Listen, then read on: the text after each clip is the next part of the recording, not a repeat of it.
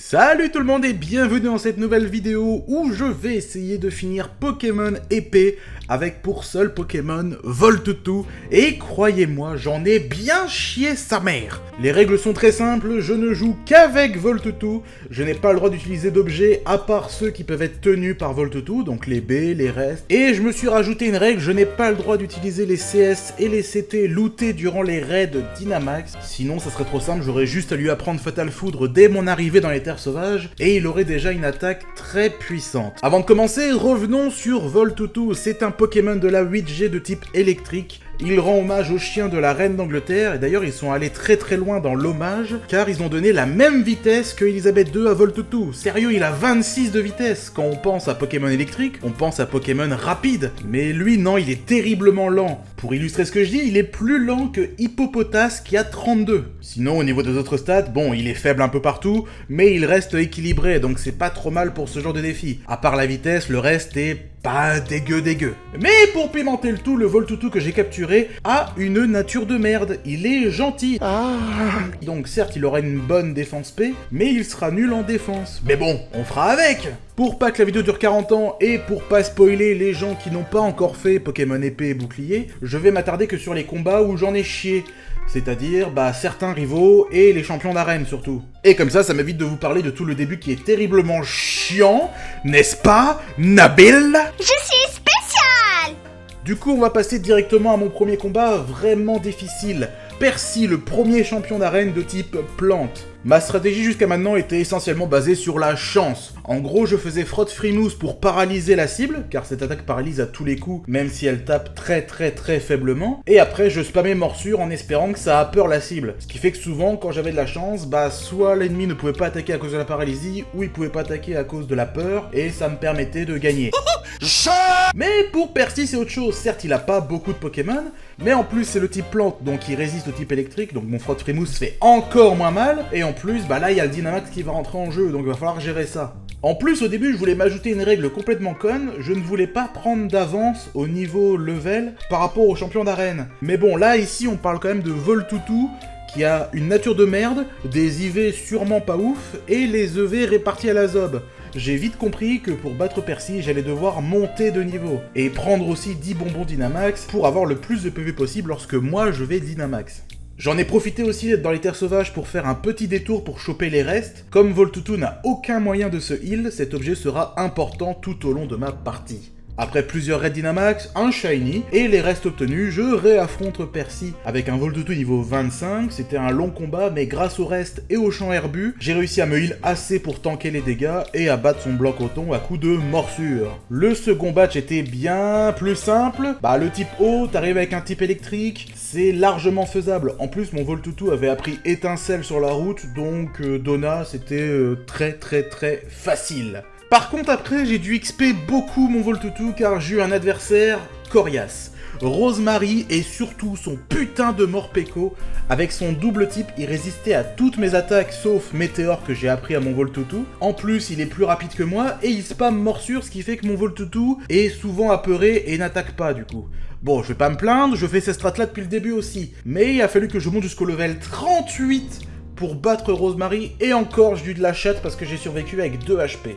Mais bon, suite à cette victoire, j'ai pu passer à Kabou, champion de type feu, combat très compliqué aussi, car il a une strat basée sur la baisse de l'attaque, entre son Arcanin qui a intimidation et son Fenard qui commence quasiment tout le temps le combat avec feu follet. Comme je n'ai que des attaques physiques, impossible de le battre dans l'état actuel. Même avec une baie pour retirer la brûlure, je peux battre le Fenard, mais je me prends quand même l'intimidation et le feu follet de Arcanin. Il fallait donc que je trouve une attaque spéciale que Voltoutou peut apprendre. Et à ce stade, il n'y en a pas 50, il y avait Fatal Foudre, mais j'ai dit que je l'apprendrais pas car je m'interdis d'utiliser les loots que j'ai dans les raids Dynamax. Donc la seule que je pouvais avoir c'était Change Éclair qu'on obtient en faisant un certain score dans le Moti Rally.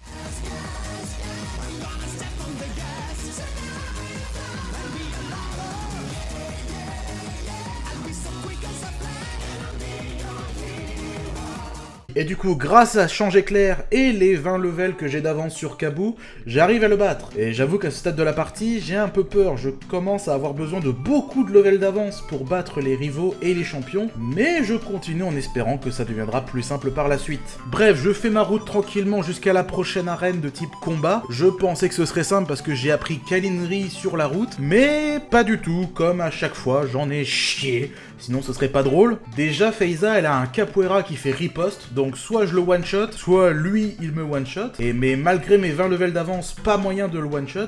Donc j'ai appris Cage Éclair à la place de Frotte Frimousse pour avoir une attaque non offensive que je peux lancer le tour où elle va faire riposte. Mais comme elle le fait pas forcément au premier tour, bah il y a un petit peu de RNG là-dedans. Bon après il y a un Pandarbar que je one shot, un Kalinri, double faiblesse. Voilà, il a aucun moyen de survivre à ça. Sauf bien sûr si je rate la Kalinri, ce qui arrivé quelques fois. Et après, il y a un Palartichaut qui fait super mal. En plus, souvent, il fait Dance Lame pour ce setup. Du coup, pour le badge, j'ai du Dynamax contre Palartichaut et faire 2 Enchantomax. Il m'en restait plus qu'un pour le Macogneur G-Max. Mais ça va, mon Voltoutou a tanké le normal au max et l'a achevé avec une simple Kalinri. Après, j'arrive à Corifei et je trouve les Volurock et le Moucharchois, 2 objets qui me seront très utiles. La reine de cette ville est un petit peu spéciale car on te pose des questions qui boostent ton Pokémon si tu réponds bien.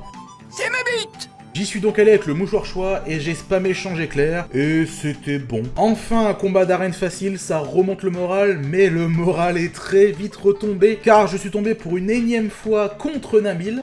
Je suis une brique. J'avais pas parlé de lui jusqu'à maintenant car les combats sont assez simples contre lui, même avec juste un Voltoutou. Mais là il avait une team qui était tellement dur, rien que son Ronflex, un putain de gros sac à PV qui tape quand même assez fort, et en plus cet enculé de Nabil, il claque une potion sur lui quand on le met dans le rouge. En plus Nabil il a 5 Pokémon, 5 types différents, mais heureusement on arrive à un moment du jeu où le coverage de mon Voltoutou est assez diversifié pour avoir une attaque super efficace contre chaque Pokémon, bon à part Ronflex. Donc j'ai réussi à le battre avec Tunnel pour battre Fulgodog et Afflamanoir, Machouille pour le Décéliande, et Crofeu pour le Gorithmique, et Hurlement pour jarter Ronflex du combat dès qu'il est le live pour que Nabil utilise pas sa potion sur lui mais sur quelqu'un d'autre. Mais pour que tout ça fonctionne, j'ai dû monter jusqu'au level 60. Ça fait beaucoup là, non? Et j'en suis qu'au 5ème badge. Mais bon, faut voir le bon côté des choses, grâce à l'avance que j'avais, le combat contre Chaz s'est plutôt bien passé. Son Golgopat meurt en un Change Éclair, donc ça va, son Karatroc pâme les tombroches, ce qui baisse beaucoup ma vitesse, mais bon, Voltoutou est déjà tellement lent que ça change pas grand chose à l'issue du combat. Ensuite, son Dolman inverse sa défense et sa défense P, donc comme il a 20 en défense P, un Tunnel et il crève. Et justement, Tunnel, une fois Dynamax, ça devient Sismomax, et ça tue mon Tracite en 2 coups. Donc, j'arrive à avoir le badge.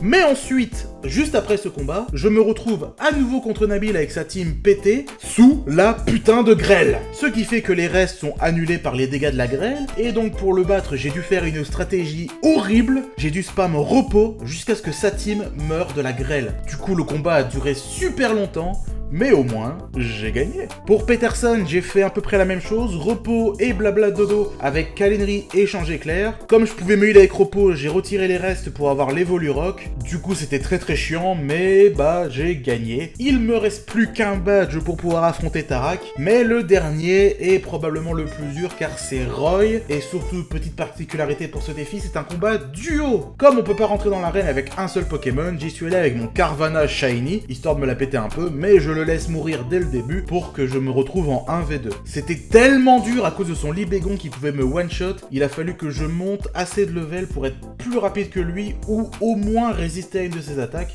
Donc j'ai dû monter jusqu'au level 83 et ça m'a suffi à one-shot Libégon avec Kalinri. Après je Dynamax pour one-shot le Gigalith avec un Sismomax. Après ma priorité c'est clairement le Dunaconda parce que lui il a des attaques super efficaces contre moi alors que l'autre Pokémon moins. Du coup vu qu'il fait abri un tour sur 2, après son abri je lui envoie une attaque, un Enchantomax pour l'affaiblir. Ensuite un Sismomax sur Duralugon pendant que Dunaconda fait abri. Et puis après une fois que les deux sont mid-life et que le Dynamax est terminé, j'achève Dunaconda avec Kalinri et je fais la même chose pour le Duralugon. Grâce à l'Evolurock, mon Pokémon a tanké le Pugilomax de Duralugon. Donc c'est grâce à ça que j'ai eu mon dernier badge. Du coup, on va pas parler de ce qui se passe après le 8ème badge, il y a beaucoup d'histoires, beaucoup de blabla, mais voilà, j'ai dit que je ne spoilerai pas ceux qui n'ont pas fait le jeu. Donc on passe direct à Tarak, le maître invaincu. Il a une équipe tellement forte. Il commence direct avec un Exagide qui nous casse les couilles avec son bouclier royal. Si j'attaque alors qu'il fait bouclier royal, mon attaque baisse et du coup j'arriverai plus à battre la suite car j'ai une grosse majorité d'attaques physiques.